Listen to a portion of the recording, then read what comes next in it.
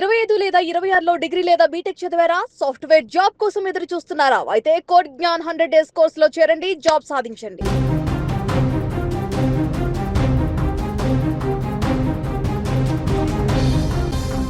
తమిళనాడు ప్రజల మనసు గెలుచుకున్న దళపతి విజయ్ ఇప్పుడు ఆ రాష్ట్ర పరిపాలనా పగ్గాలను చేపట్టారు. నేడు చెన్నైలోని జవహర్లాల్ నెహ్రూ ఇండోర్ స్టేడియంలో జరిగిన అట్టహాసమైన వేడుకలో విజయ్ తమిళనాడు ముఖ్యమంత్రిగా ప్రమాణ స్వీకారం చేశారు.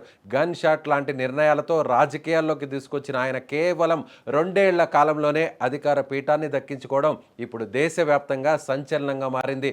తమిళనాడు సీఎంగా బాధ్యతలు చేపట్టిన జోసెఫ్ విజయ్కు దేశవ్యాప్తంగా రాజకీయ ప్రముఖుల నుంచి అభినందనలు వెల్లువెత్తుతున్నాయి. ప్రధాని నరేంద్ర మోదీ ఎక్స్ వేదికగా స్పందిస్తూ తమిళనాడు ముఖ్యమంత్రిగా ప్రమాణ స్వీకారం చేసిన జోసెఫ్ విజయ్కు అభినందనలు.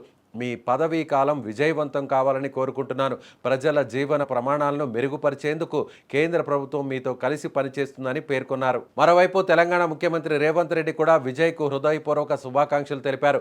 రాహుల్ గాంధీ సమక్షంలో సీఎంగా ప్రమాణ స్వీకారం చేసిన విజయ్కి అభినందనలు.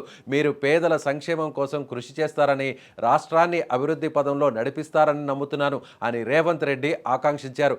అలాగే AP deputy CM Pavan Kalyan కూడా విజయ్కు అభినందనలు తెలుపుతూ పారదర్శకమైన పురోగామి పాలనతో తమిళనాడును విజయ్ ముందుకు తీసుకెళ్తారని ఆశాభావం వ్యక్తం చేశారు. 2026 అసెంబ్లీ ఎన్నికల్లో విజయ్ నేతృత్వంలోని తమిళగ వెట్రి కళగం టీవీకే 108 స్థానాలను గెలుచుకొని అతిపెద్ద పార్టీగా అవతరించింది.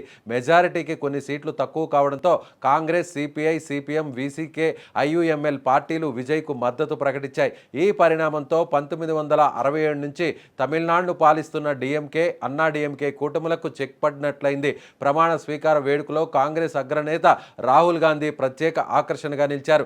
విజయ్ వెంట కేబినెట్ మంత్రులుగా ఎన్ ఆనంద్, ఆదవ్ అర్జున వంటి 9 మంది నేతలు ప్రమాణం చేశారు. ముఖ్యమంత్రిగా విజయ్ పేరును గవర్నర్ ప్రకటించినప్పటి నుండి తమిళనాడు వ్యాప్తంగా పండగ వాతావరణం నెలకొంది. స్టేడియం వెలుపల వేలాది మంది అభిమానులు తమ అభిమాన నటుడు ముఖ్యమంత్రి కావడంతో డ్యాన్సులు చేస్తూ సంబరాలు చేసుకున్నారు.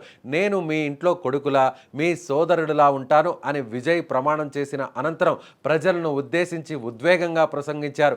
మరి ఈ సినీ స్టార్ రాజకీయాల్లో ఎలాంటి మెరుపులు మెరిపిస్తారో అని అందరూ ఇప్పుడు వేచి చూస్తున్నారు.